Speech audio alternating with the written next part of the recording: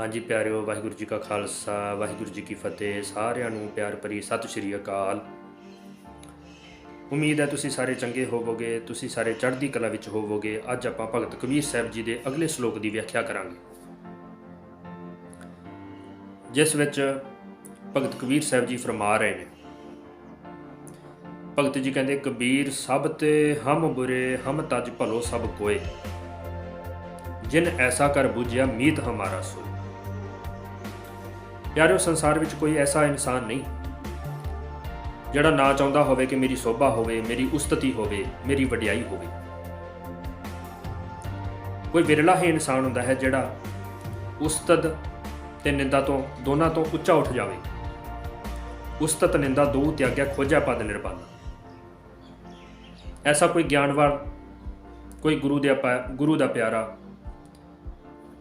ਜਿਹਨੇ ਆਪਣੇ ਮੁਰਸ਼ਦ ਕੋਲੋਂ ਸੱਚਾ ਗਿਆਨ ਹਾਸਲ ਕੀਤਾ, ਉਹ ਕੋਈ ਵਿਰਲਾ ਹੀ ਇਨਸਾਨ ਹੁੰਦਾ ਹੈ ਜਿਹੜਾ ਇਹਨਾਂ ਦੋਨਾਂ ਚੀਜ਼ਾਂ ਤੋਂ ਉੱਪਰ ਉੱਠ ਕੇ ਰਵੇ।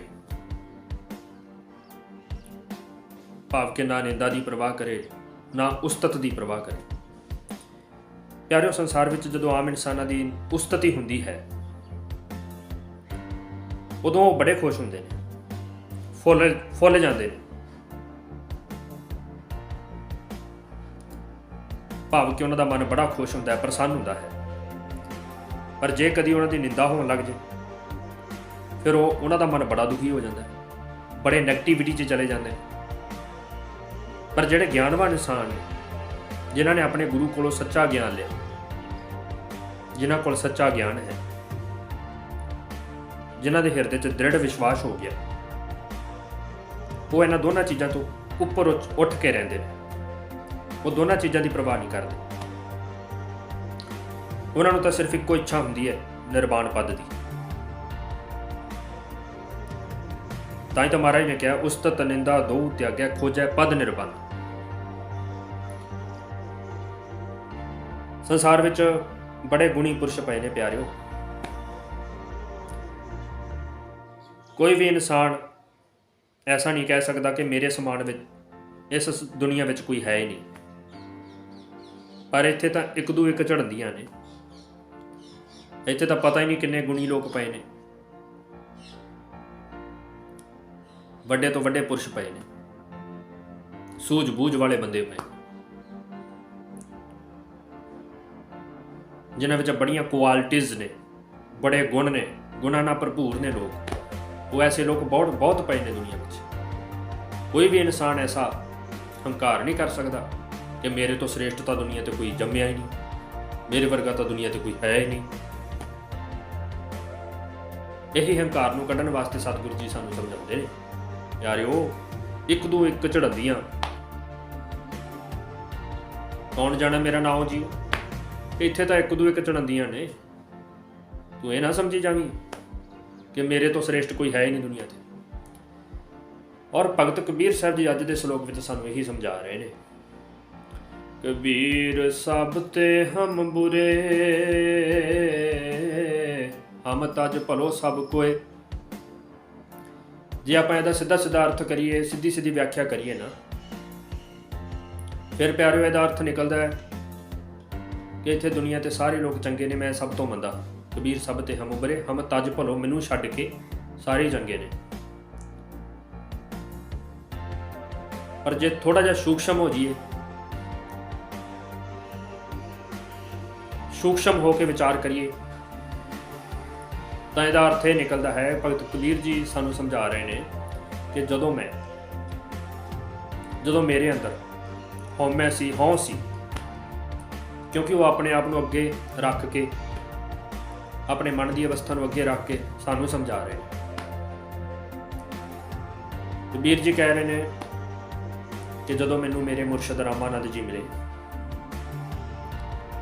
ਉਹਨਾਂ ਦੇ ਰਾਮਾਨੰਦ ਜੀ ਗੁਰੂ ਸਨ, ਤੇ ਜਦੋਂ ਉਹਨਾਂ ਨੇ ਮੈਨੂੰ ਮੰਤਰ ਦਿੱਤਾ, ਗੁਰੂ ਮੰਤਰ ਦਿੱਤਾ, ਗੁਰਦਿਕਸ਼ਾ ਦਿੱਤੀ, ਜਦੋਂ ਮੈਂ ਉਹਨਾਂ ਦੇ ਉਪਦੇਸ਼ ਦੀ ਕਮਾਈ ਕੀਤੀ, ਉਹਨਾਂ ਕੋਲ ਸੱਚਾ ਗਿਆਨ ਹਾਸਲ ਕੀਤਾ, ਤੇ ਭਗਤ ਕਬੀਰ ਜੀ ਫਰਮਾਨ ਕਰਦੇ ਨੇ, ਉਦੋਂ ਮੇਰੀ ਉਪਦੇਸ਼ ਦੀ ਕਮਾਈ ਕਰਕੇ, ਸੱਚਾ ਗਿਆਨ ਲੈਣ ਕਰਕੇ, ਉਹਨਾਂ ਦਾ ਉਪਦੇਸ਼ ਜਦੋਂ ਮੈਂ ਹਿਰਦੇ ਵਿੱਚ ਵਸਾਇਆ, ਉਦੋਂ ਮੇਰੀ ਹੋਂਹ ਚਲੀ ਗਈ। ਹਉਮੈ ਮੇਰੀ ਮਿਟ ਗਈ। ਆਪਾਂ ਕੱਲ ਵੀ ਵਿਚਾਰ ਕੀਤੀ ਸੀ ਹਉਮੈ ਬਾਰੇ, ਹਉ ਬਾਰੇ। ਬਿਲਕੁਲ ਉਸੇ ਨਾਲ ਮਿਲਦੀ ਜੁਲਦੀ ਗੱਲ ਹੈ ਕਿ ਜਦੋਂ ਮੇਰੀ ਹਉਮੈ ਮਿਟ ਗਈ, ਹਉਮੈ ਮਰ ਗਈ, ਮੇਰੀ ਆਪਣੀ ਅੰਦਰ ਦੀ ਹਉ ਚਲੀ ਗਈ। ਜਿਹੜੇ ਮੈਨੂੰ ਪਹਿਲੇ ਲੋਕ ਆਪਣੇ ਆਪ ਨੂੰ ਮੈਂ ਚੰਗਾ ਕਹਿੰਦਾ ਸੀ, ਦੂਜਿਆਂ ਦੇ ਮੈਨੂੰ ਔਗਣ ਦਿਸਦੇ ਸਨ, ਜਦੋਂ ਮੇਰੀ ਆਪਣੀ ਹਉ ਚਲੀ ਗਈ ਉਦੋਂ ਮੈਨੂੰ ਦੂਜਿਆਂ ਦੀਆਂ ਵੀ ਸ੍ਰੇਸ਼ਟਾਈਆਂ ਦਿਸਣ ਲੱਗ ਗਈਆਂ। ਜਿੱਥੇ ਮੈਨੂੰ ਆਪਣੇ ਗੁਣ ਦਿਸਦੇ ਨੇ ਉਹਨਾਂ ਤੋਂ ਜ਼ਿਆਦਾ ਦੂਜਿਆਂ ਦੇ ਦਿਸਦੇ ਨੇ। ਭਾਵ ਕਿ ਮੈਂ ਸਭ ਨੂੰ ਚੰਗਾ ਸਮਝਦਾ, ਕਿਸੇ ਨੂੰ ਬੁਰਾ ਨਹੀਂ ਕਹਿੰਦਾ, ਕਿਉਂਕਿ ਦੁਨੀਆ ਤੇ ਪਿਆਰਿਓ ਸਾਰਿਆਂ ਵਿੱਚ ਕੋਈ ਨਾ ਕੋਈ ਐਸਾ ਗੁਣ ਹੁੰਦਾ ਹੈ ਜੋ ਸਾਡੇ ਕੋਲ ਨਹੀਂ ਹੁੰਦਾ। ਅਗਲੇ ਦੀ ਕਿਸੇ ਨਾ ਕਿਸੇ ਥਾਂ ਕੋਈ ਕਦਰ ਹੁੰਦੀ ਹੈ, ਹਰੇਕ ਇਨਸਾਨ ਦੀ। ਭਾਵ ਕਿ ਜਿਹੜਾ ਦੂਜੇ ਕੋਲ ਗੁਣ ਹੈ ਕੀ ਪਤਾ ਮੇਰੇ ਕੋਲ ਨਾ ਹੋਵੇ, ਇਸ ਲਈ ਸਾਰੇ ਸ੍ਰੇਸ਼ਟ ਨੇ। ਇੱਥੇ ਜੋ ਵੀ ਕੁਦਰਤ ਨੇ ਸਾਜਿਆ ਸਾਰਾ ਚੰਗਾ ਹੀ ਸਾਜਿਆ ਹੈ। ਭਗਤ ਜੀ ਫਰਮਾਨ ਕਰਦੇ ਨੇ ਕਿ ਜਦੋਂ ਮੇਰੀ ਹਉਮੈ ਚਲੀ ਗਈ, ਮੇਰੀ ਅੰਦਰ ਦੀ ਹਉ ਚਲੀ ਗਈ, ਉਦੋਂ ਮੈਨੂੰ ਦੂਜਿਆਂ ਦੇ ਗੁਣ ਦਿਸਣ ਲੱਗ ਗਏ ਔਰ ਆਪਣੇ ਔਗਣ ਦਿਸਣ ਲੱਗ ਗਏ। ਇਸ ਸੰਸਾਰ ਵਿੱਚ ਝੂਠ ਨੂੰ ਝੂਠ ਕਹਿਣਾ ਕੋਈ ਪਾਪ ਨਹੀਂ, ਚੋਰ ਨੂੰ ਚੋਰ ਕਹਿ ਦੇਣਾ ਕੋਈ ਪਾਪ ਹੀ ਨਹੀਂ ਹੈ, ਕੋਈ ਨਿੰਦਾ ਨਹੀਂ ਹੈ। ਪਰ ਜੇ ਸਾਧ ਨੂੰ ਚੋਰ ਕਹਾਂਗੇ ਉਹ ਨਿੰਦਾ ਹੈ। ਝੂਠ ਨੂੰ ਸੱਚ ਬਣਾ ਦੇਣਾ ਜਾਂ ਸੱਚ ਨੂੰ ਝੂਠ ਬਣਾ ਦੇਣਾ, ਇਹ ਸਭ ਪਾਪ ਹੈ, ਭਾਵ ਕਿ ਗਲਤ ਗੱਲ ਹੈ। ਹੁਣ ਬੰਦਾ ਸੱਚਾ ਹੋਵੇ, ਉਹਦੇ ਤੇ ਕੋਈ ਜਾਣ ਬੁੱਝ ਕੇ ਦੋਸ਼ ਲਾਈ ਜਾਵੇ ਝੂਠਾ, ਫਿਰ ਅਸੀਂ ਇਹੀ ਕਹਿੰਦੇ ਆ ਨਾ ਕਿ ਭਾਈ ਬੰਦਾ ਤਾਂ ਸੱਚਾ ਸੀ, ਵਿਚਾਰੇ ਤੇ ਝੂਠਾ ਨਾਮ ਲੱਗ ਗਿਆ, ਗਰੀਬ ਕੁੱਟਿਆ ਗਿਆ, ਗਰੀਬ ਬਿਮਾਰ ਹੋ ਗਈ, ਕਹਿੰਦੇ ਆ ਨਾ ਆਪਾਂ। ਬਿਲਕੁਲ ਇਸੇ ਤਰ੍ਹਾਂ ਭਗਤ ਜੀ ਸਾਨੂੰ ਇੱਥੇ ਫਰਮਾਨ ਕਰ ਰਹੇ ਨੇ, ਇੱਥੇ ਸਮਝਾ ਰਹੇ ਨੇ ਕਿ ਪਿਆਰਿਓ ਜਿੱਥੇ ਆਪਣੇ ਗੁਣ ਵੇਖਣੇ ਨੇ ਉੱਥੇ ਦੂਜਿਆਂ ਵਿੱਚ ਵੀ ਆਪਾਂ ਗੁਣ ਵੇਖਣੇ ਨੇ। ਇਹ ਨਹੀਂ ਕਿ ਤੂੰ ਆਪਣੇ ਆਪ ਨੂੰ ਸ੍ਰੇਸ਼ਟ ਮੰਨੀ ਜਾ, ਆਪਣੇ ਆਪ ਨੂੰ ਸਭ ਤੋਂ ਚੰਗਾ ਸਮਝ, ਆਪਣੇ ਆਪ ਨੂੰ ਗੁਣੀ ਪੁਰਸ਼ ਸਮਝਦਾ ਹੋਵੇ ਤੇ ਦੂਜਿਆਂ ਨੂੰ ਮਾੜਾ ਸਮਝੇ। ਇਹ ਸਮਝਾ ਰਹੇ ਨੇ ਸਾਨੂੰ। ਅਗਲੀ ਪੰਕਤੀ ਵਿੱਚ ਭਗਤ ਕਬੀਰ ਸਾਹਿਬ ਜੀ ਫਰਮਾਨ ਕਰਦੇ ਨੇ, ਜਿਨ ਐਸਾ ਕਰ ਬੁਝਿਆ ਮੀਤ ਹਮਾਰਾ ਸੋਈ। ਕਹਿੰਦੇ ਜਿਨ੍ਹਾਂ ਨੇ ਇਹ ਸੂਝ ਲੈ ਲਈ, ਐਵੇਂ ਕਰਕੇ ਬੁੱਝ ਲਿਆ ਕਿ ਮੈਂ ਭਾਈ ਸਭ ਤੋਂ ਮੰਦਾ ਹਾਂ, ਬਾਕੀ ਸਾਰੇ ਚੰਗੇ ਨੇ। ਹਾਂ, ਇੱਥੇ ਬੁਰੇ ਲੋਕ ਵੀ ਹੁੰਦੇ ਨੇ ਸੰਸਾਰ ਵਿੱਚ, ਜਿਨ੍ਹਾਂ ਕਰਕੇ ਸਮਾਜ ਵਿੱਚ ਬੁਰਾਈਆਂ ਫੈਲਦੀਆਂ ਨੇ, ਕੁਝ ਬੁਰਾ ਮੈਸੇਜ ਜਾਂਦਾ ਹੈ। ਉਹ ਬੁਰੇ ਲੋਕ ਨੇ, ਉਹਨਾਂ ਨੂੰ ਬੁਰਾ ਕਹਿ ਦੇਣਾ ਕੋਈ ਪਾਪ ਨਹੀਂ, ਕੋਈ ਨਿੰਦਾ ਨਹੀਂ, ਕੋਈ ਮਾੜੀ ਗੱਲ ਨਹੀਂ। ਪਰ ਚੰਗੇ ਨੂੰ ਮਾੜਾ ਬਣਾ ਦੇਣਾ, ਸੱਚ ਨੂੰ ਝੂਠ ਬਣਾ ਦੇਣਾ, ਇਹ ਬਹੁਤ ਵੱਡਾ ਪਾਪ ਹੀ ਸਮਝੋ ਇੱਕ ਹਿਸਾਬ ਦਾ, ਬਹੁਤ ਮਾੜੀ ਗੱਲ ਹੈ।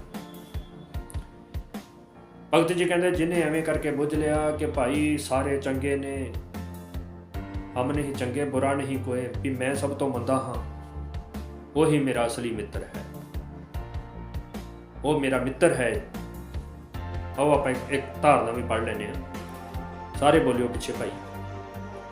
ਤੂੰ ਤਾਂ ਸਾਰਿਆਂ ਤੋਂ ਮਾੜਾ ਮਨਾ ਮੇਰਿਆ, ਤੂੰ ਤਾਂ ਸਾਰਿਆਂ ਤੋਂ ਬੁਰਾ ਮਨ ਮੇਰਿਆ, ਤੇਰੇ ਨਾਲੋਂ ਸਾਰੇ ਹੀ ਚੰਗੇ ਨੇ, ਤੂੰ ਤਾਂ ਸਾਰਿਆਂ ਤੋਂ ਬੁਰਾ ਮਨਾ ਮੇਰਿਆ, ਤੇਰੇ ਨਾਲੋਂ ਸਾਰੇ ਹੀ ਚੰਗੇ ਨੇ, ਤੂੰ ਤਾਂ ਸਾਰਿਆਂ ਤੋਂ ਬੁਰਾ ਮਨਾ ਮੇਰਿਆ, ਤੇਰੇ ਨਾਲੋਂ ਸਾਰੇ ਹੀ ਚੰਗੇ ਨੇ।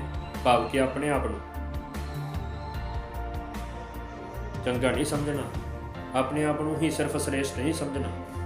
ਇੱਥੇ ਕੋਈ ਨਾ ਕੋਈ ਗੁਣ ਸਾਰਿਆਂ ਦੇ ਵਿੱਚ ਹੈ ਜੋ ਕੁਦਰਤ ਨੇ ਸਾਜਿਆ ਹੈ।